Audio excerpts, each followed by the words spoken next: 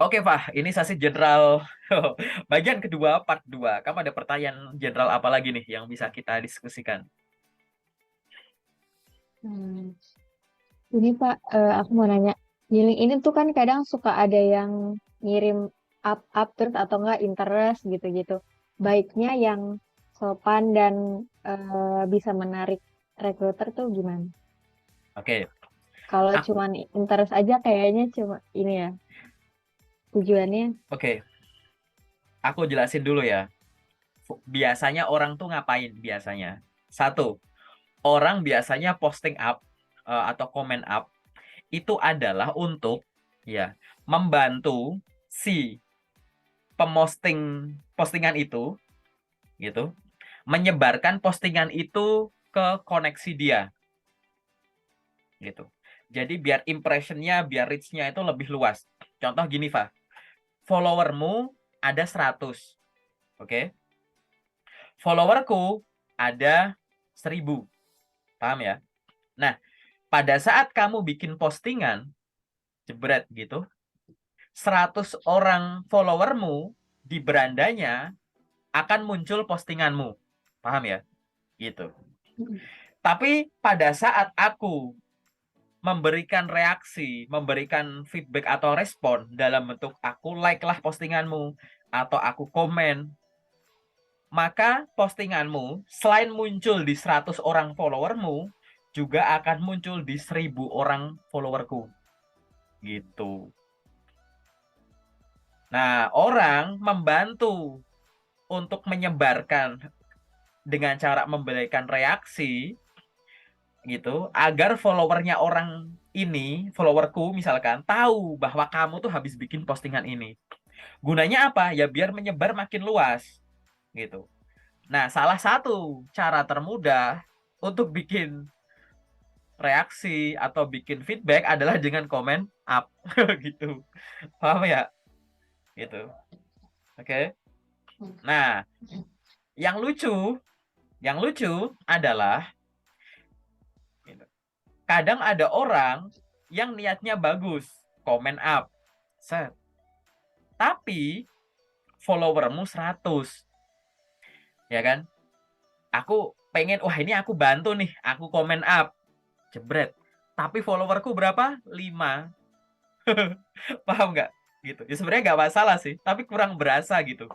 Nah ini buat aku, buat lelucon pribadi aja sih gitu, bahwa niat bantu itu bagus banget gitu. Tapi ayolah gitu. Terkadang tuh yang komen up tuh malah lebih butuh dibantu gitu daripada yang posting gitu. Jadi posting up sesekali bantu orang lain boleh, tapi kamu harus bantu akunmu dulu. Besarin akunmu dulu biar makin bisa bantu orang. Karena kalau followerku jauh lebih, mohon maaf nih, kayak baru bikin gitu loh. Aku ada screenshotnya sih nanti gitu, contoh gitu. Orang baru bikin akun seadanya, foto profil kadang masih belum ada, masih bulat gitu kan. Isi belum ada, udah sibuk nyari kerja gitu. Harusnya dilengkapi dulu profilnya gitu. Ya, itu. Itu adalah salah satu ya, kenapa kok orang posting up. Oke. Yang nomor dua, tadi interested, comment interested. Pada awalnya, comment interested itu muncul pada saat ya orang-orang itu ingin mengikuti arahan yang dilakukan oleh orang yang posting. Biasanya posting loker. Misal, dibutuhkan ini. Bagi yang berminat, silahkan tinggalkan komen. Interested. Nanti profilnya akan kami review. Gitu. Akhirnya orang komen interested semua. Yaitu orang-orang yang ingin melamar kerja atau tertarik dengan itu. Karena apa? Saya mengikuti arahan. Karena bagi yang tertarik, komen aja interested. Nanti akan kita kunjungi. Paham ya? Gitu. Tapi seiring berjalannya waktu, muncullah orang-orang yang sebenarnya dia sendiri nggak tahu ngapain posting interested. Gitu. Atau dia posting interested, tapi tidak melakukan action yang seharusnya diharapkan. Misal, ada lowongan kerjaan di post, lalu di situ ada arahan, bagi yang berminat silahkan kirimkan lamaran ke sini. Email apa misalkan. Nah, aku tuh pernah ya, tapi orangnya aku lupa ya orang-orangnya. Aku tuh saking seringnya Kak posting interested, aku lupa loh. Lowongan ini tuh gak aku kirimin email, paham nggak? Gitu. Karena dia ada ini interested interested gitu. Pernah ada yang share itu. Ini aku tahu jadi kayak rada dejavu ya, keinget gitu. Makanya itu tadi gitu. Nah, yang selanjutnya adalah jawab pertanyaan kamu. Harusnya gimana sih kita merespon? Gimana sih cara kita berkomunikasi agar kita dinotis? Nah, nomor satu tadi, lengkapi dulu profilmu. Jangan buru-buru banyak kegiatan kalau profilmu itu belum siap. Ini ibaratnya kamu pengen jualan, pengen buka toko. Jangan buru-buru promosi kan kalau tokomu belum beneran dibangun dengan baik dan benar gitu. Produk-produknya belum ditata di etalase dengan rapi, belum ada banner ini itu yang siap, pesan kasir dan teman-temannya gitu. Gitu. Jadi lengkapi dulu profilnya, jangan bikin akun seadanya langsung nyari. Banyak orang tuh memperlakukan LinkedIn sebagai job portal. Kalau job portal, bikin akun seadanya, upload CV, ngelamar-ngelamar. Ya itu kalau untung-untungan bisa dapet. Karena kita nggak perlu ngobrol secara personal ke recruiter. Ya kan? Kan kita nggak perlu bikin status atau bikin postingan ke Jobstreet kan? Gitu. Ke timeline kita. Nah tapi di LinkedIn, kalau kamu memperlakukan hal yang sama, bikin akun seadanya, cari loker kirim, ya nggak menarik lah. Karena mau nggak mau, suka nggak suka, ada kemungkinan akun LinkedIn akan dilihat, di review. Apalagi di dalam CV-mu ada tulisan akun LinkedIn ini. Apalagi di situ kamu masukin sebagai hyperlink, diklik langsung, ya kan? Gitu. Masuk ke akunmu. Setelah dikunjungi ternyata, loh kok nggak lebih informatif? Gitu. Kamu tahu nggak kenapa kok kita kadang memasukkan suatu portofolio atau akun sosmed kita di CV? Itu karena seolah-olah tuh kamu bilang, Bapak atau Ibu, ini adalah kualifikasi saya, unggulan saya, silahkan direview, karena ini menurut saya adalah pencapaian saya terbaik sejauh ini dan sesuai dengan lowongan yang dibuka. Namun, apabila Anda membutuhkan informasi tambahan sebagai bahan pertimbangan yang mungkin belum ditemukan di CV ini atau belum ditulis secara lengkap di CV ini, silahkan kunjungi portofolio saya, silahkan kunjungi LinkedIn saya gitu. Seolah-olah tuh kamu bilang gitu ke kita gitu. Jadi masukin sosmed tuh bukan buat aku kenalan sama kamu secara personal, enggak gitu. Sebenarnya tuh itu. Nah, jangan sampai kamu masukin LinkedIn setelah dikunjungi LinkedIn-nya tidak lebih informatif. Di CV-mu ada pengalaman magang, di LinkedIn-mu nggak ada pengalaman magang. Di CV-mu pengalaman kerja ada 3, di LinkedIn cuma 1 yang ditulis. Gitu. Buat apa? Gitu. Boleh minimal itu LinkedIn itu setara CV informasinya. Lebih lengkap boleh nggak? Boleh. Gitu. Boleh banget. Lebih detail gitu. Oke, karena mungkin tidak semua pengalaman yang kamu miliki nanti bisa dimasukin. Misalnya kamu udah punya pengalaman kerja 10 tahun. Apa kamu akan memasukkan pengalaman kerja dari 10 tahun yang lalu? Kan enggak. Aku udah punya 7 pengalaman kerja. Yang aku masukin kan yang terkini, yang update. Misalkan 4. Yang 3 nggak bisa aku masukin. Tapi aku ngasih tahu, aku pernah jadi 3 ini. Masukinnya di mana? Ya di LinkedIn aja. Gitu. Paham ya maksudnya ya? Nah, itu adalah hal-hal yang bisa dilakukan. Lalu gimana caranya biar kita menarik? Tadi nomor satu adalah kelengkapan profilnya. Yang kedua, gitu, yang sebenarnya dari tadi di sesi pertama udah pernah kita obrolin, yaitu network, gitu. Habis kamu ngirim lamaran sesuai arahan, kamu boleh meninggalkan pesan di kolom komentar lokernya atau lewat DM. Aku sih lebih ngarahin lewat DM gitu ya. Yang menyampaikan bahwa terima kasih atas info lokernya. Baru saja saya mengirimkan lamaran, semoga sudah diterima dengan baik. Dan apabila Anda membutuhkan tambahan informasi sebagai bahan pertimbangan, silahkan menghubungi saya melalui ini. Aku ulang lagi ya. Tinggalkan pesan untuk menyampaikan 3 hal gitu. Yang pertama, terima kasih sudah berbagi info lokernya. Yang nomor 2 adalah baru saja saya mengirimkan lamaran, semoga lamaran saya sudah diterima dengan baik dan sesuai kualifikasi tentunya. Dan yang ketiga adalah apabila Anda membutuhkan informasi tambahan, silahkan menghubungi saya melalui ini. Gitu. Inti dari pesan yang harus disampaikan tuh itu. Contoh, aku habis ngirim lamaran jadi sales gitu. Rekruternya yang posting kamu. Terus aku DM di akun LinkedIn-mu. Selamat siang Bu Alifah, perkenalkan nama saya Handi, misalkan. Terima kasih atas informasi lowongan pekerjaan yang tadi pagi Ibu post di akun Ibu, yaitu lowongan di PT ini sebagai sales. Baru saja saya mengirimkan lamaran ke alamat email tersebut dalam kurung atau alamat email ini @gmail.com. Semoga lamaran saya sudah diterima dengan baik ya Bu dan sesuai dengan kualifikasi yang dibutuhkan. Titik. Apabila Ibu Alifah membutuhkan informasi tambahan terkait kualifikasi saya, Ibu dapat menghubungi saya langsung melalui akun LinkedIn ini atau melalui nomor WA 08 bla bla bla atau email bla bla bla @gmail.com. Atas kesempatan yang diberikan, saya ucapkan terima kasih. Hormat saya. Gitu. Posting itu di mana? Di kolom komentar boleh, di DM boleh. Gitu. Tapi akan lebih berkesan kalau di mana? Di DM. Karena itu namanya lebih personalized. Gitu. Nah, ini yang menimbulkan kesan. Tapi Kak, aku kemungkinannya dibales nggak usah dipikirin. Mau dibales, mau di-read doang, mau dicuekin, itu bukan porsimu. Paham nggak? Pikirin porsimu dulu. Porsimu itu adalah mengawali komunikasi dengan baik dan sopan. Berarti kamu harus mengakhiri proses melamar kerja ini dengan baik dan sopan. Urusan dibalas atau enggak kan udah urusannya dia. Paham kan? Yang harus kamu lakukan apa? Ini singkirin sejenak, kamu rekap, kamu arsipkan, move on, cari loker lain yang kamu perlakukan sama atau mirip. Paham ya? Gitu. Nah, inilah yang bisa dilakukan secara lancar oleh teman-teman di grup loker yang udah sering sharing. Rata-rata teman di grup loker sehari bisa ngirim lamaran 20-30 lamaran per day. Aku nggak tahu kamu bisa berapa. Dulu waktu aku jadi job seeker fresh grade S1 sih, sehari aku bisa 70 lamaran. Nggak masuk akal kan, bisa 70.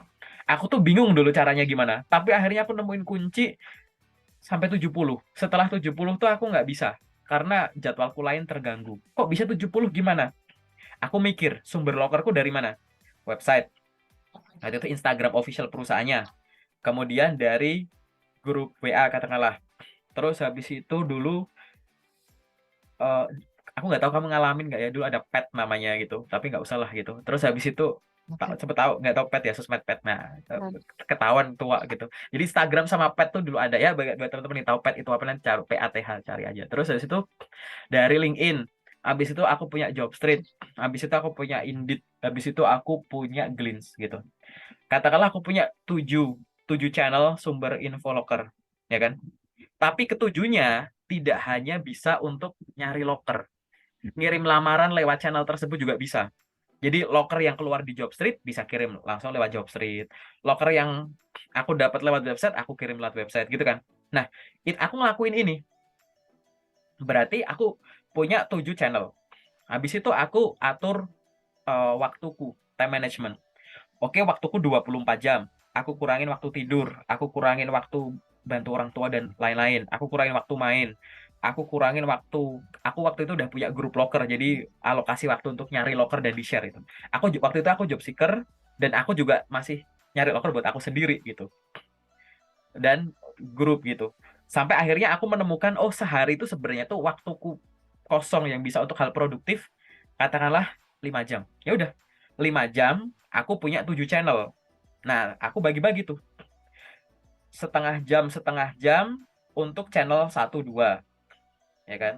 Terus 3, 4, berarti kan aku tinggal punya misalkan gitu. Aku punya 5 channel, masih ada 4 jam. Ya udah aku tumpuk gini misalkan. Atau misalkan 5 jam ini aku setengah jam aku ganti channel. Setengah jam aku cuma buka LinkedIn aja. Nyari loker yang cocok. Udah selesai, udah nggak ada, tutup. Aku buka Jobstreet. Nggak ada lagi, tutup, buka website. Buka terus gitu. Udah habis, aku buka LinkedIn lagi. Barangkali waktu aku tinggalin, udah ada loker baru yang diposting. Gitu. Gitu. Dan aku sebar tuh pagi, siang, malam gitu. Sampai aku ukur, oh kok aku masih rada nganggur ya? Oh mungkin bukan 20 kali batasku. Aku naikin 30 terus sampai aku cuma pengen ngukur itu waktu itu. Kesibukanku sekarang tuh maksimal berapa. Begitu aku coba naikin ke 80, jadwalku ada yang geser tuh. gitu.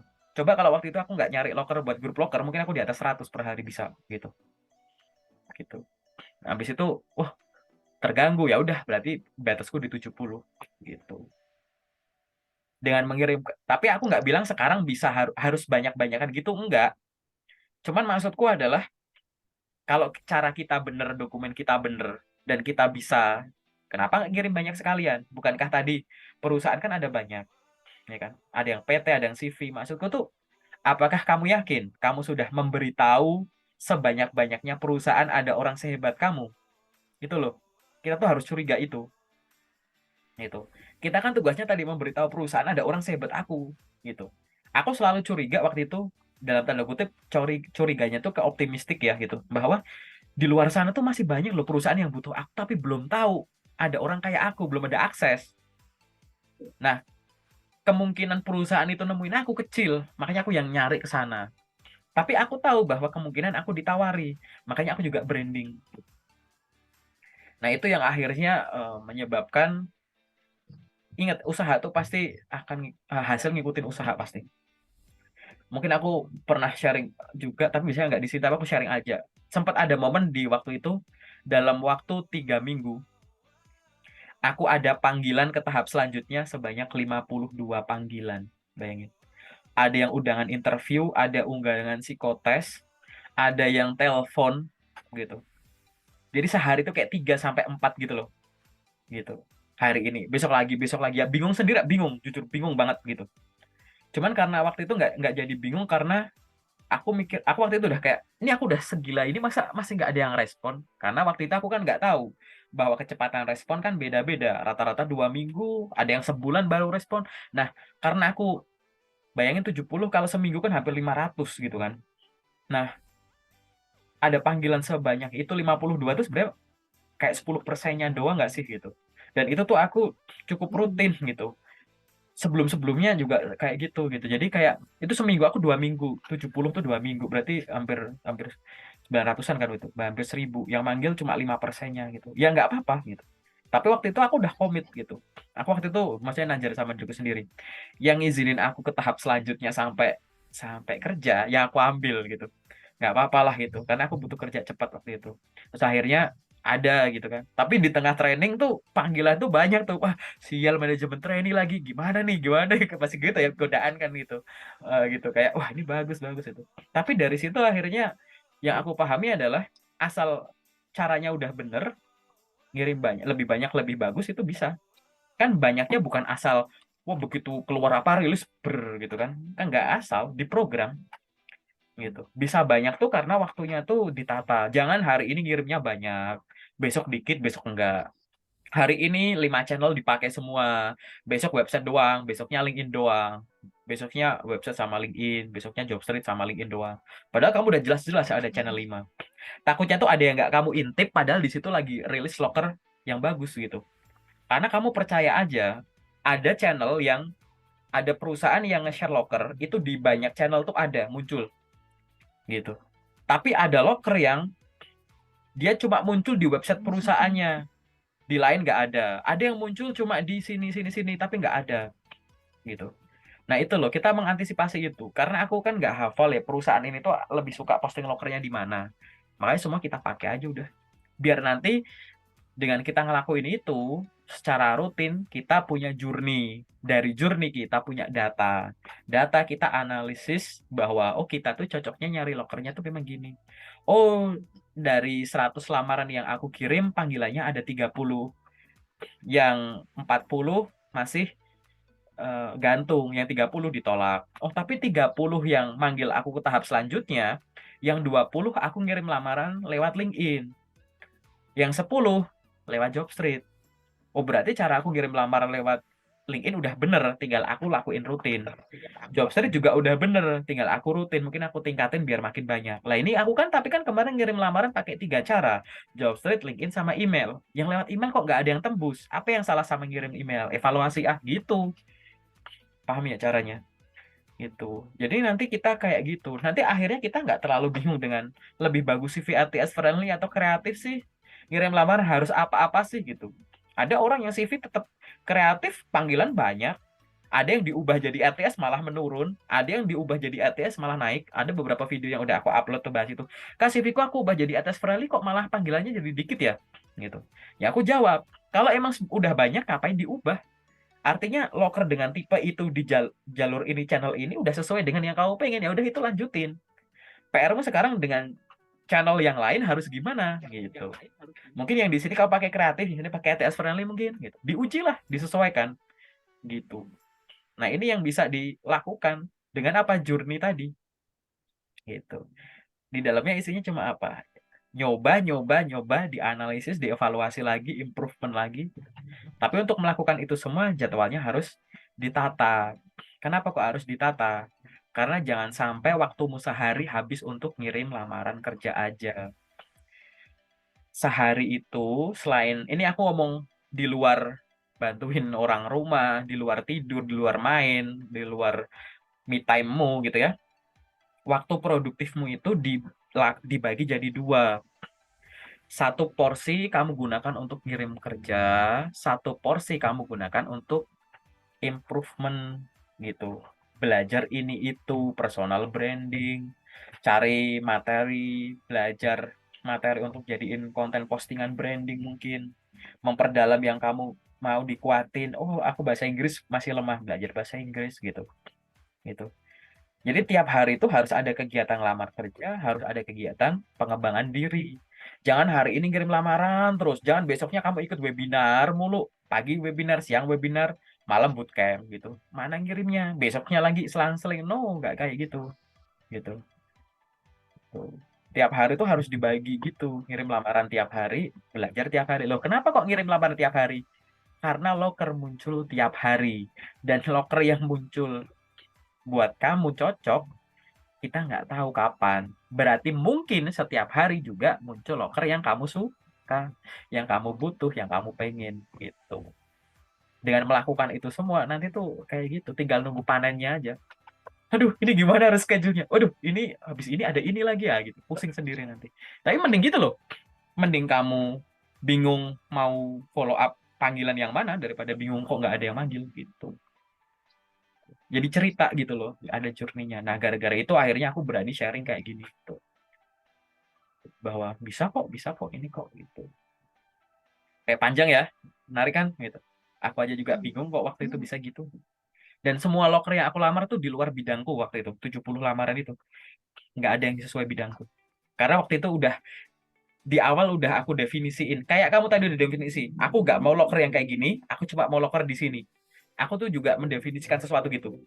Aku cuma satu definisinya. Aku nyari loker yang segera manggil aku. Yang kedua, aku nyari loker di luar jurusanku. Gitu. Dengan kamu udah memegang definisi tadi, akhirnya begitu, wah ini menarik, nggak ke distract, oh ini no, tek, skip, skip, skip, gitu. Ide kita tuh nanti akan muncul gitu, kreativitas kita akan muncul gitu, bahwa oh aku harus gini, ngapain lagi ya harus gini gitu. Dan ingat ya, dalam proses pencarian ini, kenapa tadi aku selalu bilang harus imbang antara nyari kerja dan belajar gitu, karena ini tuh namanya satu siklus lengkap personal branding. Ini tuh kayak kamu melakukan kegiatan marketing, kamu melakukan kegiatan sales, kamu melakukan kegiatan branding. Bedanya apa? Yang kamu tawarkan, yang kamu iklankan, ya kamu, ya kan? Produk yang dijual, ya kamu. Salesnya, ya kamu. Ini kan lagi proses jualan diri, ya nggak sih? Gitu. Makanya tadi, kamu harus lengkap. Gitu. Sibuk lamar kerja, sambil sibuk pengembangan diri. Marketing itu kan memunculkan kebutuhan. Masang iklan di sana sini biar orang tertarik. Tertarik sama siapa? Sama produk. Produknya siapa? Ya kamu, kemampuan kamu. Buat apa? Buat orang itu beli. Beli itu direkrut gitu. Gitu. Itu sales gitu kan. Lah kenapa kok direkrut? Sampai kapan ya kerja? Sampai kapan ya? Kalau bisa sampai pensiun. Itu artinya kalau sampai pensiun berarti perusahaan itu betah pakai kamu. Kenapa kok betah pakai kamu? Berarti kamu berhasil untuk branding. Branding itu bikin orang tuh betah itu. Marketing produk yang aku tutup mereknya. Hand sanitizer, biar apa? Oh, kita tahu bahwa sekarang kita ada kayak gini dan kita butuh hand sanitizer untuk ini itu. Oke, diciptakan kebutuhan. Itu buat memunculkan butuh. Oke, butuh. Terus akhirnya kamu jelasin ke aku, Pak, ini produknya bagus, tidak lengket di tangan, harganya terjangkau, kecil, bisa ditaruh di sini gitu. Ya deh aku beli gitu. Kegiatan sales, beli. Terus nanti kalau ini habis, aku mikir, ke toko beli produk ini habis. Betah. Karena aku udah tahu ini sampai habis enak, akhirnya aku betah pakai produk ini. Gitu. Marketing, sales, branding. Butuh, beli, betah. Membuat orang butuh kamu, beli kamu, dan betah ada kamu atau pakai kemampuan kamu. Itu namanya sales cycle full. Gitu. Oke?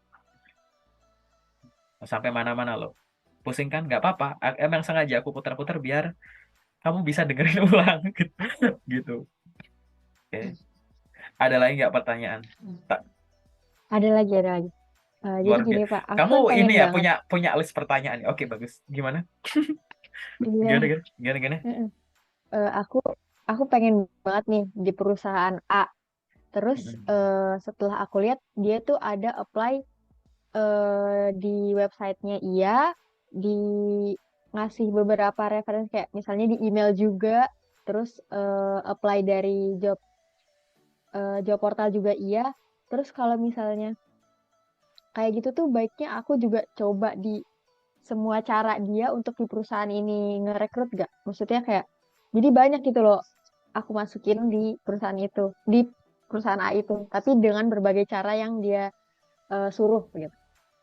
Kalau saranku sih bisa juga bisa aja gitu kan. Bisa bisa aja. Ada beberapa hal sih yang pernah dilakukan sama orang. Aku jelasin dulu ya. Yang pertama, semua itu di-apply. Terus habis itu orang ini konfirmasi ke rekruternya gitu. Bahwa saya barusan tertarik untuk kirim lamaran sebagai ini. Karena saya nggak tahu apa yang terjadi. Sehingga saya apply di 3 channelnya ini gitu. Jadi sama rekruternya tuh mungkin yang di lamaran yang di channel-channel itu dibatalkan gitu loh. Karena ibaratnya sama, duplikat gitu kan. Ada yang pernah pakai cara itu. Ada yang pakai cara yang kedua, yaitu ngelamar di salah satunya dulu. Habis itu konfirmasi ke rekruternya bahwa saya habis ngelamar. Yang nomor dua, tanya, apakah saya juga harus double di channel lain? Gitu. Ada yang lakuin yang cara dua ini. Ada juga yang pakai cara nomor tiga. Orangnya ini nanya dulu. Baru begitu dapat jawaban dari rekruter, baru dia ngirim lamaran. Gitu. Nah, aku tidak akan menyarankan ya. Ini kan ada 3 cara nih yang pernah dilakuin sama teman-teman yang pernah lakuin ini. Aku kurang menyarankan cara yang ketiga ya. Nanya dulu, baru apply. Takutnya tuh pelamarnya udah banyak. Terus takutnya lowongannya buru-buru ditutup karena udah kuotanya udah over gitu. Gitu. Nah, silahkan kamu pilih mau ngirim ketiganya atau baru confirm ke rekruternya atau kirim salah satu dulu, baru tanya ke rekruternya. Kalau aku pribadi, lebih milih kirim salah satunya dulu, baru konfirmasi ke rekruternya. Gitu. Kenapa? Satu, kita mengamankan dulu, ya kan, bahwa kita udah apply. Yang kedua, aku biasanya milih pakai channel apa, itu berdasarkan data yang udah aku punya. Perusahaan itu cenderung sejauh ini aku apply, cenderung yang fast respon tuh kalau lewat channel A, B, C itu kayak pelan. Gitu. Dengan asumsi itu perusahaan ini mungkin sama, makanya aku berani kirim A aja gitu. Dengan keyakinan itu ya. Toh juga kalau memang akhirnya tebakanku salah, aku kan juga konfirmasi ke rekruternya bahwa aku barusan ngirim via itu. Gitu.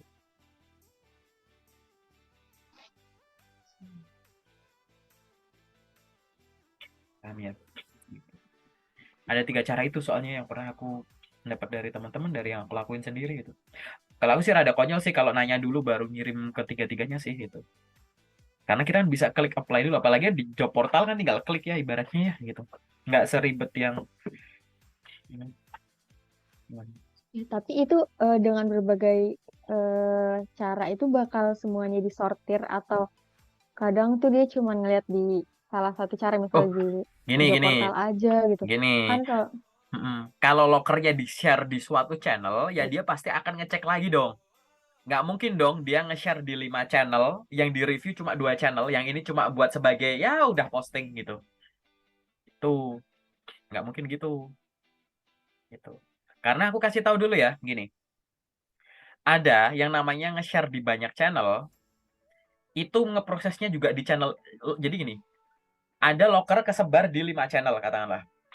Nah, loker tersebut akan diproses di sini semua. Misal loker posisi A di-share di Jobstreet, nanti di sortirnya via di Jobstreet-nya. Nanti yang lokernya ini lewat website, di-sortir lewat websitenya. Ada loker yang diposting di akun IG-nya gitu, mungkin diposting di akun IG-nya, misal contoh gitu. Tapi ada yang nggak gitu, info lokernya memang nyebar di 5 channel, tapi cara apply-nya mengarah ke satu titik gitu. Misalkan ada perusahaan nyebar loker di sosmed, nyebar loker di job portal ABC, nyebar portal loker di portal sini di LinkedIn. Tapi cara apply-nya itu bukan ngeklik di situ. Silahkan kirimkan lamaran ke website ini gitu. Jadi ini cuma sebagai media nyebar loker, tapi kalau ngirim lamaran di-pooling ke sini gitu. Kalau itu kan jelas langsung ke sini ya. Pertanyaan kamu tadi itu kan kalau lokernya ada di mana-mana, tapi cara apply-nya juga lewat semua cara itu kan, nggak di-pooling ke satu titik kan gitu. Karena nanti kamu akan menemukan kayak gitu. Wilmar contohnya. Wilmar itu loker ada di sana, tapi kebanyakan kalau ngirim lamaran ke websitenya. Indomart mungkin. Kamu akan nemukan loker Indomart tuh di sana, Superindo juga kalau nggak salah. Lokernya di sana, tapi ngirim lamaran, ya udah ke websitenya, diarahin ke website semua. Gitu. Bukankah kamu mending punya akun di websitenya ini, tinggal kalau ada loker tinggal klik gitu. Misalkan. Gitu. Ada yang kayak gitu. Tapi kalau case pertanyaanmu tadi adalah lokernya itu disebar di banyak channel tapi diproses di semua channel. Nah, kalau itu ya jelas nggak mungkin itu kayak lokernya itu cuma di-share tapi rekruternya nggak bertanggung jawab untuk nge-sortir gitu. Kayak, ini nggak usah dibuka nggak laku yang periode share loker kemarin di website. Ini cuma buat yang penting di website ada yang kayak gitu. Makanya tadi gunanya konfirmasi atau coba-coba dalam tanda kutip ya. Journey-mu disesuaikan dengan kecepatan proses itu untuk itu. Jadi akhirnya tahu. Ada kok teman kemarin pas udah aku upload belum ya sesinya ya? Kayaknya udah aku upload ya videonya. Ada yang bilang, "Kak, lebih cepat lewat website daripada lewat sini." Ya, lebih cepat lewat lewat portal daripada ini. Iya, gitu. Karena masing-masing orang beda. Makanya aku iyain dia gitu. Ada yang malah lebih cepat lewat outsource, Kak, daripada langsung. Iya, gituin. Gitu. Karena beda-beda gitu. Gitu. Kan ada lagi mungkin lebih cepat lewat calo, Kak. Iya, gitu. Pokoknya iya aja gitu. Karena pasti journey-nya orang beda-beda dan aku tidak mungkin ya sebagai orang yang jadi tempat sharing kalian akan membatasi ngirim itu harus begini, itu namanya membatasi kreativitas, nggak bisa itu kan masing-masing orang journey-nya beda, preferensi kerja kita teman seangkatan, satu jurusan, satu kelas misalkan, nilainya sama, IPK-nya sama, belum tentu loh kerjaan yang aku pengen, jalan yang aku pengen sama kayak jalan yang kamu pengen, ya nggak gitu. Makanya kita punya referensi orang boleh, tapi mustahil kita bisa menduplikat 100%. Di situ pasti harus ada campur tangan yang original dari kamu. Entah itu dalam desain CV-nya, mengisi kelengkapan sosmed, cara branding, bahkan cara jawab interview gitu. Cara menyiapkan kesehatan badan sebelum medical check up, mungkin aku renang, kamu jogging gitu. Mungkin aku puasa, kamu jadi vegetarian. Nah, gitu loh. Itu kan beda-beda. Ya itulah makanya kita sesuaikan dengan kondisinya orang. Tinggal jalan semacam apa yang akan kamu ambil gitu. Gimana caranya biar biar dapat emas ke Bandung ya gitu. Di otakku langsung mikir, oh naik kereta cepat. Nah di otakmu, ah naik mobil. Nah gitu kan beda lagi. Nah gitu. Gitu. Gimana caranya ini gitu kan. Nah itu gitu. Kamu beli itu di mana? Hah, pakai pakai ini gitu ya. Super apps ini gitu. Oh, aku mikirnya adalah pesen terus aku bonceng si abangnya ke restonya, makan di tempat gitu. Mungkin kamu bla bla bla food, ya udah send aja ke rumah gitu. Intinya sama gitu. Pengen makan makanan yang lagi viral, tapi caranya beda gitu. Itu lagi. Itu adalah kreativitas masing-masing. Cukup jelas ya? Oke?